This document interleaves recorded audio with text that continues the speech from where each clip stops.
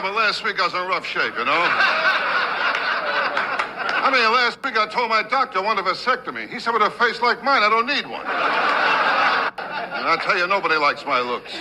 My mother would kiss my brother goodnight and scratch me behind the ears. I don't know. I tell you, I know I'm ugly.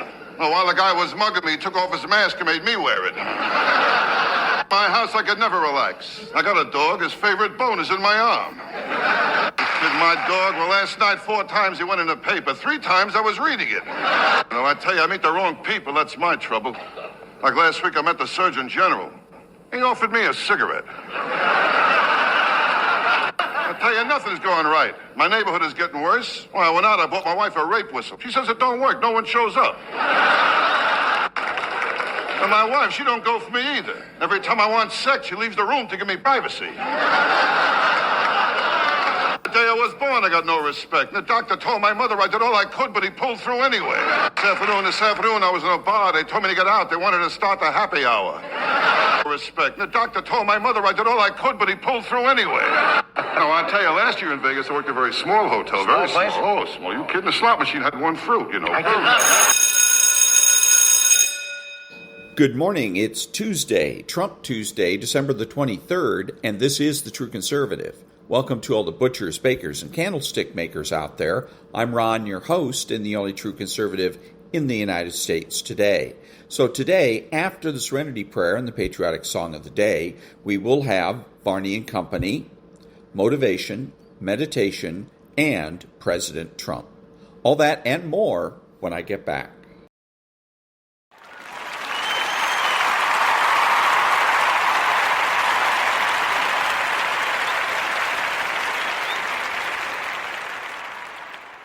God, grant me the serenity to accept the things I should not change, the courage to change the things I should, and the wisdom to know the difference.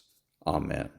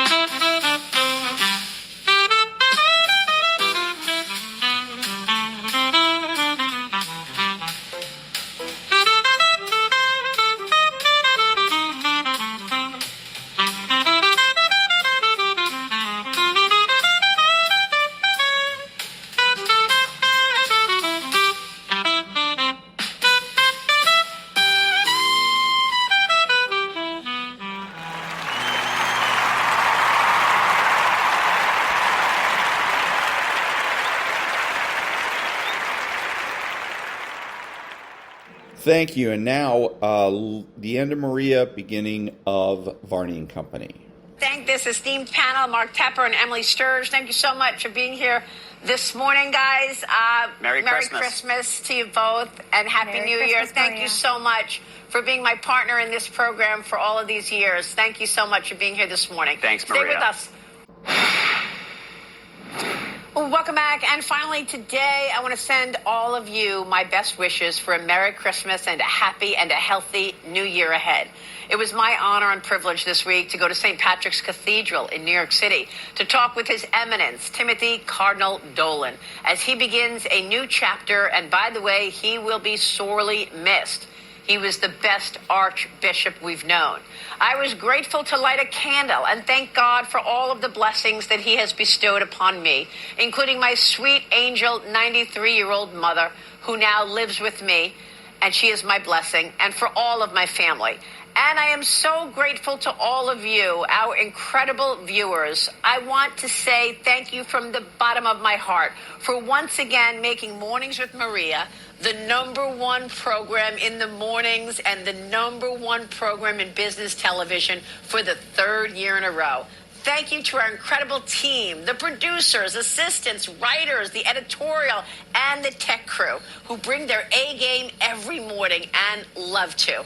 And I want to thank you, all of our guests, from our daily contributors to our guests from Wall Street to Washington and across the nation and across the world. Thank you for your time and your information for our viewers. And thank you to my Dusty, my angel puppy, who gives everyone so much comfort and love. To all of you, from all of us, Merry Christmas, Happy New Year, and I am sending you best wishes, and I will see you next year. Varney and Company picks it up. Ashley Webster in for Stu this morning. Merry Christmas, Ash. Merry Christmas to you, Maria. Thank you very much. Good morning, everyone. Merry Christmas. I'm Ashley Webster, in today for Stuart Varney. Let's get right to it. The U.S. military confirming another alleged narco-terrorist is dead following a deadly strike on a suspected drug smuggling vessel. It comes as President Trump unveils a new golden fleet of Navy battleships. We also, by the way, just got the latest read on the GDP, and we found out the U.S. economy grew by 4.3% in the 3rd quarter. That is much more than expected. As you can see, the futures now, which were essentially flat, are now turned lower. The Dow off 100 points, the S&P and NASDAQ down about 0.25%. Let's take a look at Bitcoin, also down more than $800 at $87,573. Taking a look at gold and silver, who continue to move higher. Gold at $4,505, good for another near 1% gain. Silver, too, up to $70, up nearly 2%. On the show today, a new poll shows a wide-open 2028 race with Gavin Newsom and J.D. Vance emerging as early front-runners, very early. But it's the Democrats looking to make their 2028 presidential bid getting makeovers. Meanwhile, Oversight Chairman James Comer expanding a probe into the widespread fraud uncovered in Minnesota government programs, as Congressman Tom Emmer says there's no way the Walz administration didn't know about it. Chairman Comer, by the way, coming up on the show. And, oh yes, home for the holidays, Trump style, the Department of Homeland Security announcing a $3,000 incentive for illegal migrants who choose to self-deport by the end of the year. It is Tuesday, December 23rd, Christmas Eve. Varney and Company about to begin.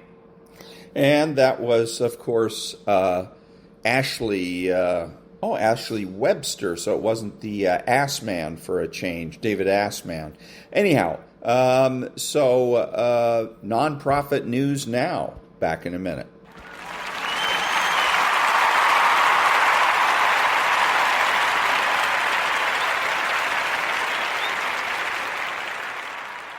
Thank you. Now, a little quick blurb from Varney and Company.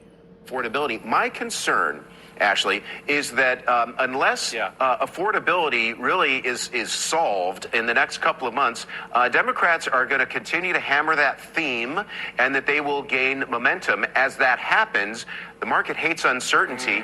The market will start to sell off because it doesn't know the outcome. I do think that once we have an outcome and clarity, the market will rebound quickly because the economy is strong. But that's my... Okay, so there he goes. He says, the market, the market. When you're listening to people talking about business, that's what you want to listen for. People talk about the market will do this, the market will do that. That's crap. What he should have said is the big banks will do this. The big banks will sell off. The big banks will buy. Okay? When they're reporting things, Bitcoin is up. No. The big banks are buying Bitcoin. Treasuries are up. The big banks are buying treasuries. The stock market is down. No, big banks are selling equities. Okay, these instruments, investment instruments, are not sentient life forms. They are moved, and they are moved by the big banks. The big banks have all the money, and they move millions and millions of dollars every day, maybe tens of millions, maybe hundreds of millions. And again, if you doubt me on this, go to the book by Mr. Kramer, Jim Kramer, called Getting Rich Carefully, Chapter 1. Back in a minute.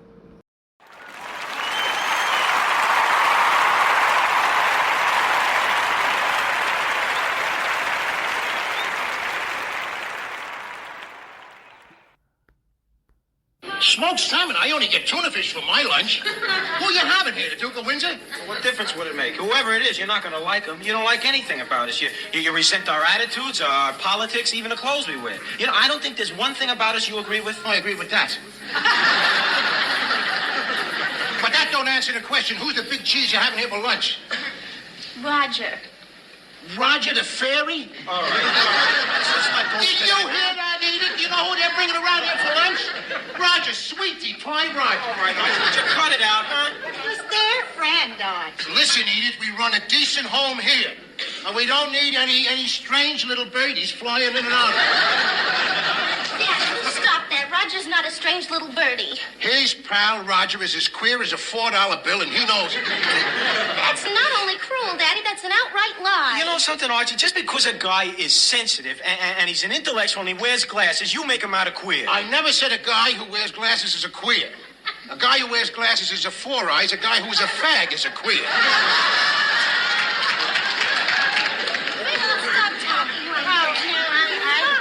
Go ahead, Edith. Now answer the girl. Now, you've seen Roger sashaying around here with his la-di-da talk. He's a pansy.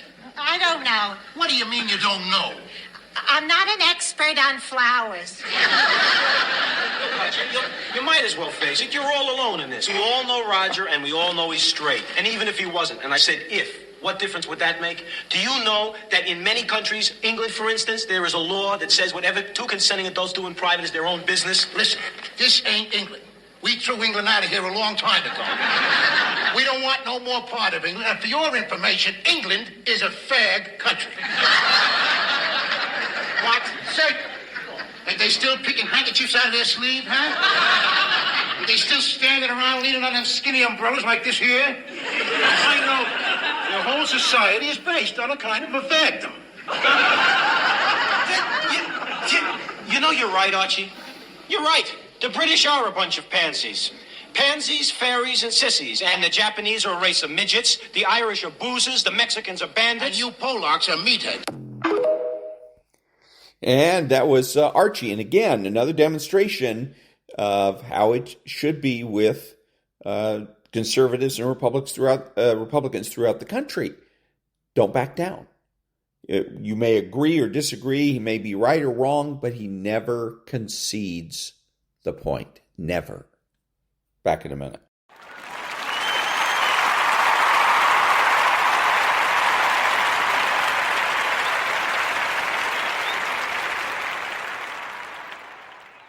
Thank you. Now, some motivation. This world will test you to your very core. It'll knock you down and kick dirt in your face. And in these moments, the universe will be asking you one simple question. How bad? You really want it? How bad? You're gonna lose all your money, all your friends, all the people you care about. And when that happens, do you still want it bad enough to keep getting back up and keep moving forward? If you can find your why for doing this and for sticking it out, in spite of all the pain, you can find a way to win. You've got to keep that belief alive. Your belief in why you're doing this. What is it that makes it worth it to you? To keep standing up in the face of all these setbacks. If you can keep your belief alive, you can make it. That belief is what will keep you pushing forward. When you believe that there is a way, you will find a way. And if you can't find one, you will make one. Because a person who has a belief in themselves and what they're doing and knows without a shadow of doubt that they deserve what they're fighting for, they won't ever back down. No matter how rough it gets, no matter how many rejections they gotta go through, no matter how many people come up against them, they will keep standing and keep showing up to the battle. You're gonna have so many moments where you doubt yourself, where you think you can't go on. But I want you to remember, these rough times haven't come to stay, come to pass. Not getting what you want can be the most valuable experience of your life. You gotta think of each problem as a gift, an opportunity for growth and learning. When you operate in chaos, when everything turns upside down for you, that's where true greatness is forged. These are the moments that define champions. These are the crucibles where the strongest versions of ourselves are shaped. I need you to have the courage to act outwardly on those visions you see inwardly. That dream that you have, that life you want to live. You got to hold on to that idea so tightly that no matter how dark things get around you, you never let it go. You keep it clear and in sight and in focus inside your mind. The path to success isn't easy. It's going to break you down to your absolute lowest. But the difficulty itself is what prepares you and propels you to higher levels of achievement. So when all hope seems lost, when the pain won't stop, when things you never thought would happen do happen, you find a reason to keep going. Because you're a warrior. You don't run from pain. You embrace it. Pain is a part of life, but suffering is a choice. And you choose to push through it. Tough times never last, but tough people do. And you have to decide that you're gonna be tough. How do you hang in there during the hard, difficult times? You must have faith. You've got to believe in yourself. You've got to believe in your abilities. You've got to believe in your vision, your dreams, your ideas unquestionably. When you have faith, that faith gives you patience. Patience that things will get better as you move forward over time. But you have to keep moving and keep plugging away. These lessons are the building blocks of your success. Each failure, each rejection is a step closer to your goal. They're not just stumbling blocks, they're stepping stones. They're a step in the staircase in order to go higher. When those terrible things happen to you, you're gonna have that negative voice, that internal dialogue telling you you're not good enough. Don't allow that voice to take over you. Engage in a battle with that negative part of yourself. Shut it down and block it out. And block out any other voice that tells you you can't make it. Listen to that voice inside you that says, it's possible. It's possible I can do this. I know I have what it takes. I know that where I am right now is not where I'm going to be for the rest of my life. I have so much more to give. I have the power to change everything for me. And I'm not going to stop until I get what I want because I deserve it. And that was a little bit of motivation. Back in a minute.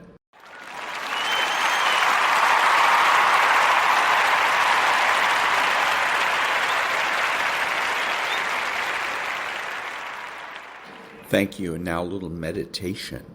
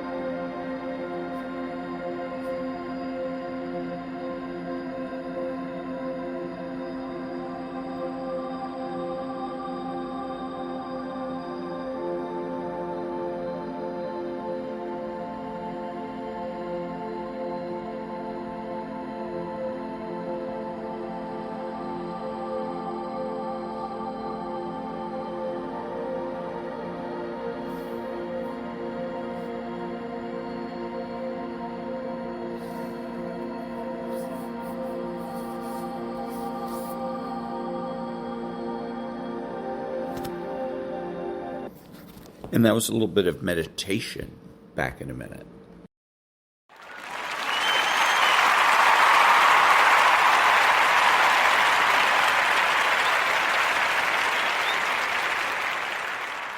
Thank you. And now from a YouTube account, a video, short video, it's 3 minutes. The secret trick that makes anyone reveal the truth. Oh, it's Chase Hughes.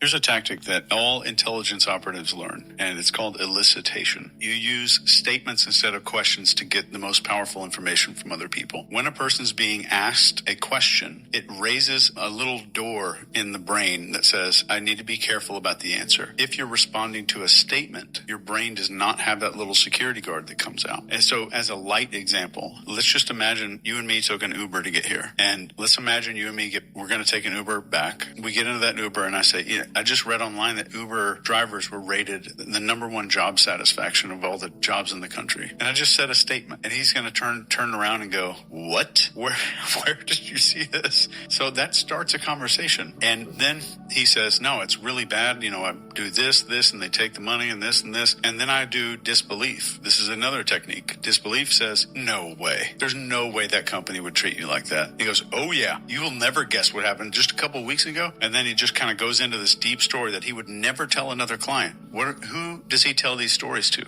Friends. I've made his brain start behaving in friend mode, and I haven't even asked any questions yet. And then let's say he goes into a story, and then I say, my neighbor's daughter started driving for Uber, and she said she saw the wildest things happen in her backseat. And then you're going to hear a story again. And I have not asked any questions. And the way that I teach this is if you and I are standing at the grocery store and there's a young lady over there stocking fruits, and I say, all right, Leon, you've got 60 seconds to go up to this person and find out how much they make for a living. And you're not allowed to ask any questions. So if I went over to her and I said, hey, I'm trying to find the baby carrots, and she starts walking me over somewhere, haven't asked a question yet. That was a statement. And then I say, I just read on LinkedIn that you guys got bumped up to $22 an hour. That's unbelievable. That's great. Congratulations to everybody here. That's amazing. And she goes, what? We only make $17.50. Everybody does. I avoided that social barrier because there was no question being asked. A different way to do this is called quotes, facts, and figures. And you deliberately say, I saw a YouTube video, read an article, did something that said X, Y, and Z,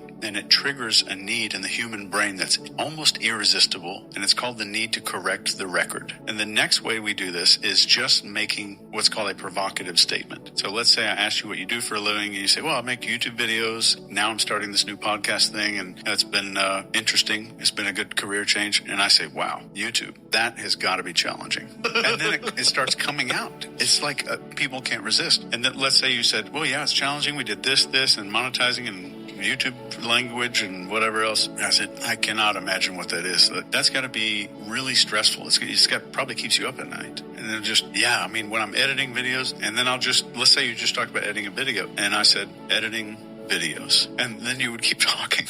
Here's how I eat. And that was, again, what is this guy's name? I don't know.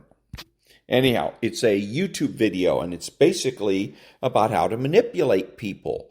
But this type of thing goes on every day, particularly by the news media when they're dealing with their interviewing subjects. So if they're dealing with somebody in the government or, usually, let's say, office holders, then they can use these techniques, especially the one where they say, well, I read a story, or I heard a YouTube clip, or whatever. That's why it's so important to just simply say something to the effect of, no, you didn't. Okay, you don't want to come back and deny his allegation. I read a YouTube story that said that you, Mr. President, eat eggs for breakfast, right? You don't want to go ahead and get into a situation where you say, well, no, I don't. That's not true. I don't eat eggs for breakfast, because then you're going to volunteer information, right? So they end up getting something on the cheap. Is what you would do instead is say, you didn't read any such thing. Or if they say, I saw it on YouTube. No, you didn't. The guy, when he says, so I saw on LinkedIn that you guys got a $22 raise. You just say, no, you didn't. There is no such thing on LinkedIn. Boom. That whole technique now goes right down the tubes. But anyway, so something to keep in mind in terms of manipulation. Back in a minute.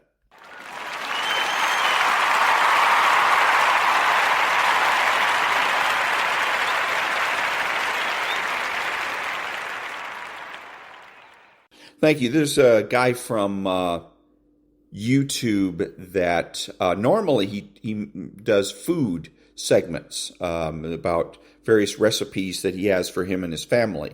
For whatever reason, he's decided to switch to fragrances for this particular segment. Hi, I'm Justin. I probably bought way too many fragrances this year. These are 6 that I picked up. I'm going to tell you how I feel about them. Starting off pretty sweet, this is City Rhythm San Diego. It's very sweet, marine. All the City Rhythm fragrances are based on locations, and it definitely does feel like you're standing at the beach in San Diego. I've never been there, but I can imagine smelling this. Triumph of Bacchus EDP from Argos. The way that I would explain this is if you took Tom Ford Tobacco Vanille and you just added some peach vibes to it and then toned it down to where it's a little more wearable, versatile throughout. You can wear just about any time except in extreme heat. It does have a buttoned-up kind of vibe to it, so not like, the Marlboro tobacco, like cherry pipe tobacco. Like when I started looking up cologne suggestions to try stuff out, the first one that came up was Louis Vuitton Imagination. I ended up going into the LV store and trying the different fragrances they had there. And this one stuck out to me over all the others. This is Louis Vuitton Lovers. This is just a straight up sandalwood fragrance. I believe they listed it as like geranium. It's just a sweet woody fragrance. It smells, if you have smelled Santal 33 and you thought, man, this just smells like pencil shavings, this one here is a very wearable version of Santal 33. Amouage Outlands. Now, I blind bought this because I couldn't smell it anywhere local to me. This straight up smells like what I would think hot sand smells like. This scent has lasted through laundry like two rounds. This one here, if you're not confident enough to wear this one out in public, it'll wear you. YSL Caban, one of those special occasion fragrances, and I would pull this out for a suit anytime I want to feel clean and well dressed. These are completely subjective. You may like them a lot more than I do, or you may not like them at all. That's the beauty of smells. And for those of you weirdos that watch my videos and keep asking, yes, that is a Cartier Santos Titanium. And just to give you an idea, it does not scratch the way that the stainless model does, but it does scuff. I don't know how well you can see the scuffs up there. If you're looking for something classy that literally goes with anything, it's a very expensive timepiece. I did get this as a commemorative way to remember something in my life that was very important. And that would be how I would suggest to you to pick up your timepieces. Whatever your budget is, there's always something out there that can fit you.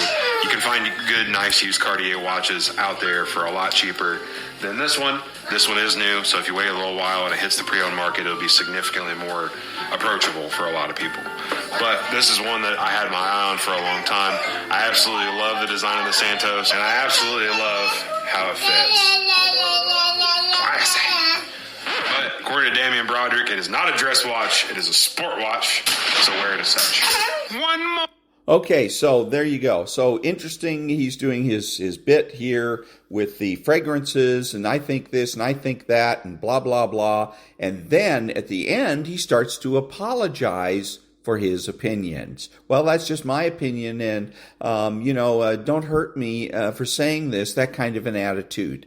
And why does he do it? That's my first thought. What are you doing? Why are you doing that? Why are you apologizing for offering your opinions? We know that it's subjective, okay? So why are you apologizing? And then the answer is he's doing it because everybody does it. He's following along, sees other people apologizing for what they say. He apologizes for what he says. He's scared, he's nervous, he's anxious.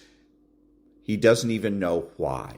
We live in a subculture of fear, the cult of fear, in which people are afraid and they have no idea what it is that they're afraid of. Let me go ahead and say it's okay to state your opinion. It's even okay to decide that you're going to rank these fragrances from best to worst and have whatever criteria you want to for it, and make the claim that it's an objective list and an objective criteria. That's okay. If somebody else doesn't like it, they can argue about it. That's part and parcel of being and living in a free country. Back in a minute.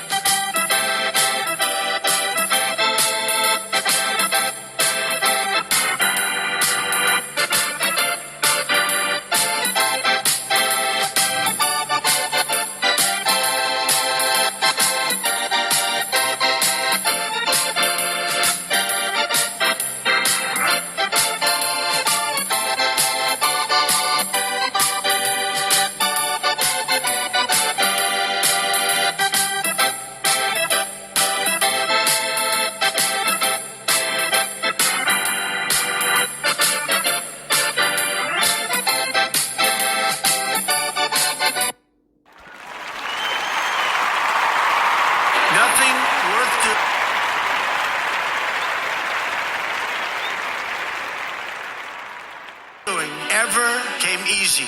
Treat the word impossible as nothing more than motivation. Never, ever quit. Never quit. Adversity makes you stronger. Don't give in, don't back down, and never stop doing what you know is right. They want to take away my freedom because I will never let them take away your freedoms. They're not coming after me, they're coming after you, and I just happen to be standing in their way.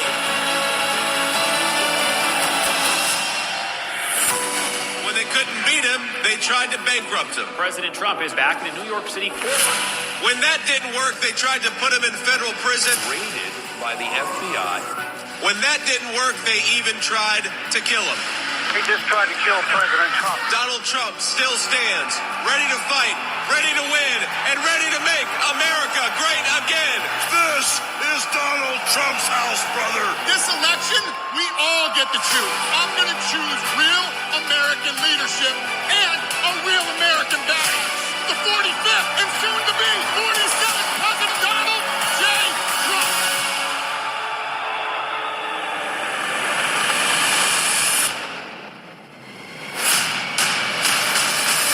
Starting on day one, we will defeat inflation quickly and we will make America affordable again. I will cut your energy costs in half. It's time for the working man and woman to finally catch a break. We are going to bring back the American dream bigger, better, and stronger than ever before. When I'm back in the White House, we will restore world peace, and it will be again peace through strength. I will launch the largest deportation program in American history. I will put these vicious and bloodthirsty criminals in jail or kick them the hell out of our country.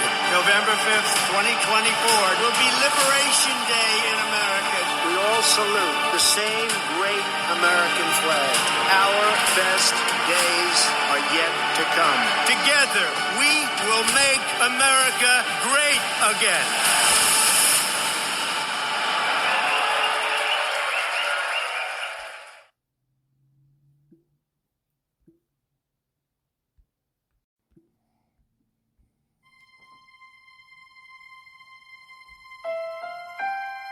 America is a land of heroes, a place where greatness is born, where destinies are forged, and where legends come to life. This is the home of Thomas Edison and Teddy Roosevelt, of many great generals, including Washington, Pershing, Patton, and MacArthur. This is the home of Abraham Lincoln, Frederick Douglass, Amelia Earhart, Harriet Tubman, the Wright brothers, Neil Armstrong, and so many more.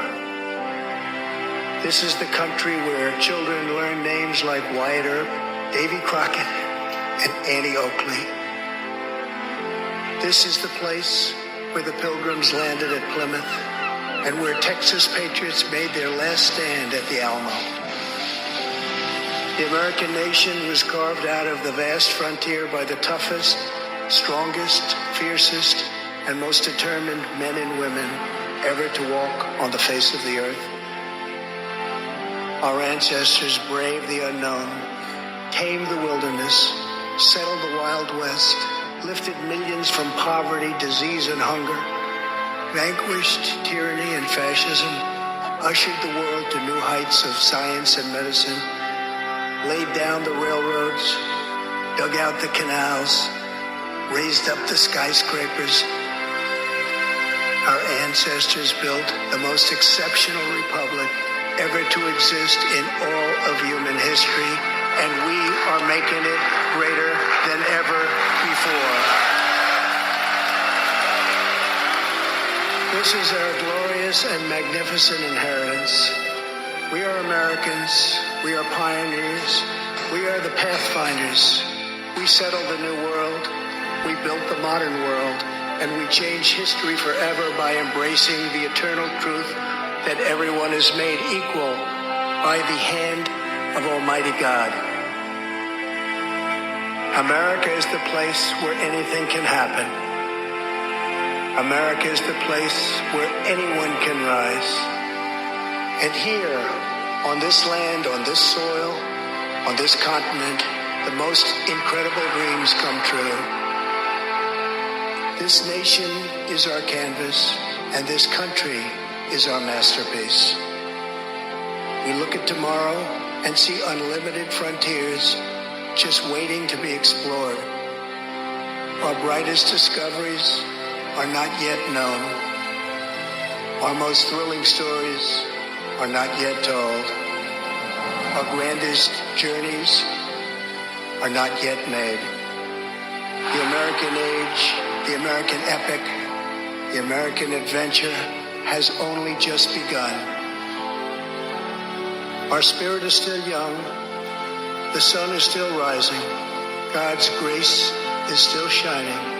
And my fellow Americans, the best is yet to come.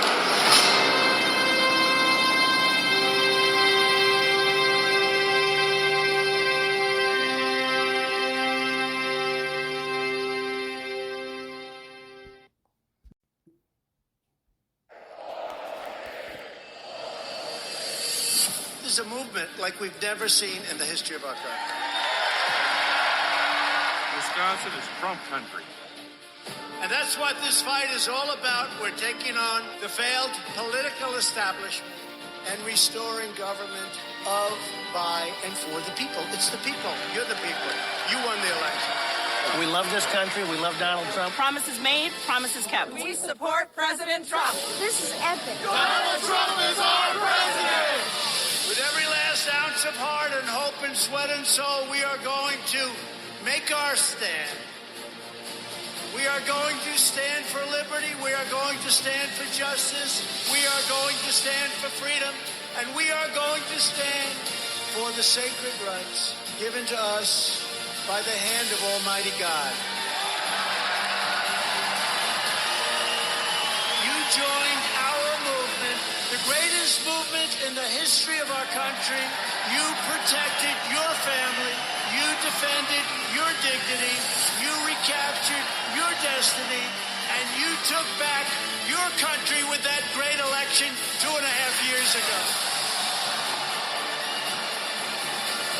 We are one united movement, one united people, and one United States of America.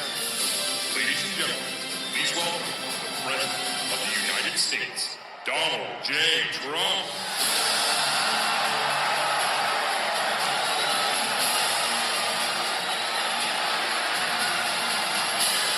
You have always been loyal to this nation. Now you finally have a president who is loyal to you. Every day between now and November 2020, we are going to keep on working, we are going to keep on fighting, and we are going to keep on winning, winning, winning. We will make America wealthy again. We will make America strong again. America safe again. And we will make America great again. Thank you.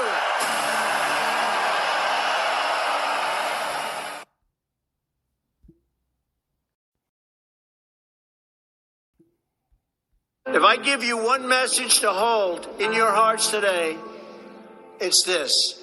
Treat the word impossible as nothing more than motivation. Relish the opportunity to be an outsider, because it's the outsiders who change the world and who make a real and lasting difference. The more that a broken system tells you that you're wrong, the more certain you should be that you must keep pushing ahead. You must keep pushing forward.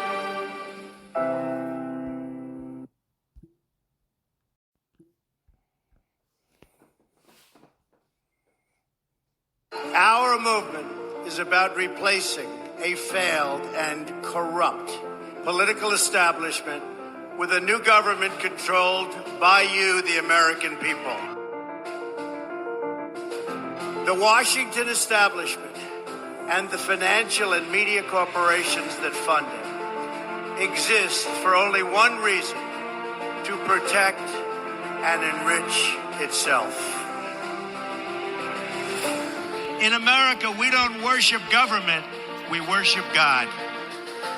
My administration will always support and defend your religious liberty.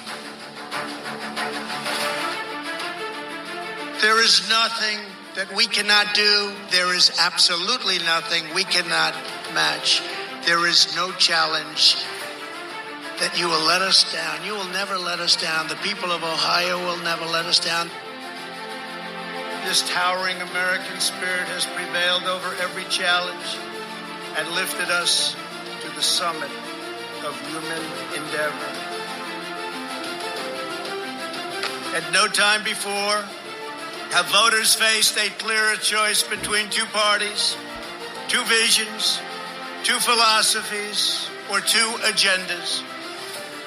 This election will decide whether we save the American dream or whether we allow a socialist agenda to demolish our cherished destiny. Your vote will decide whether we protect law-abiding Americans or whether we give free rein to violent anarchists, agitators, and criminals who threaten our citizens. And this election will decide whether we will defend the American way of life or whether we will allow a radical movement to completely dismantle and destroy it. Our radical Democrat opponents are driven by hatred, prejudice, and rage. They want to destroy you, and they want to destroy our country as we know it.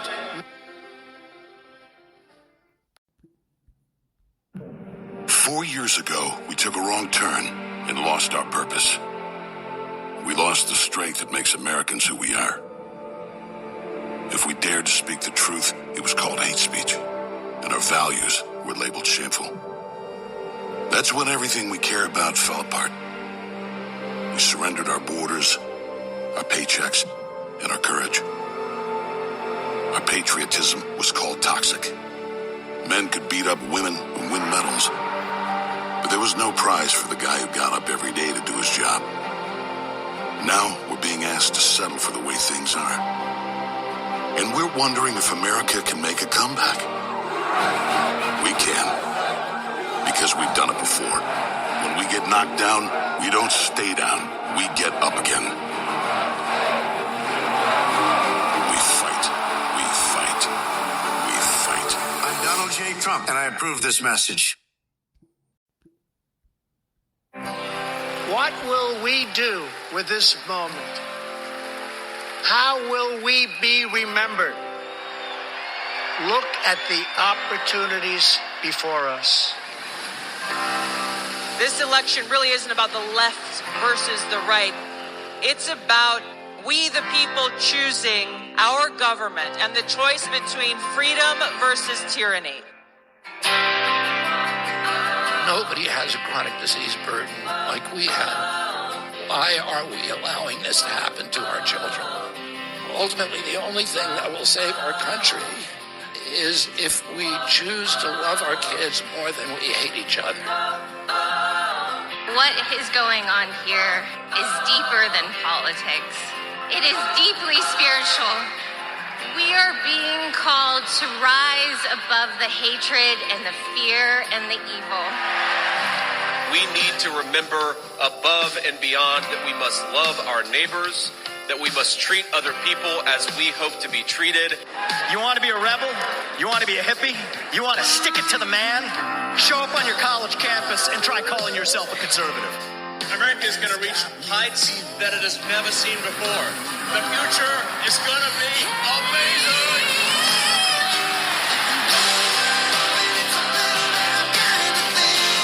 Don't you want healthy children? Don't you want a president that's going to make America healthy again?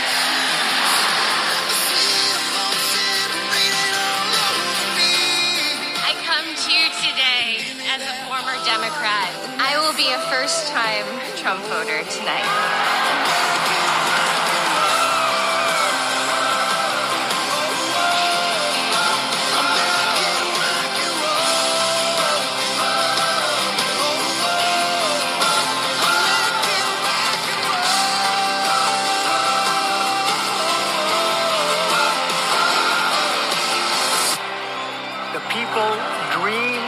This country, and it's the people who are making America great again.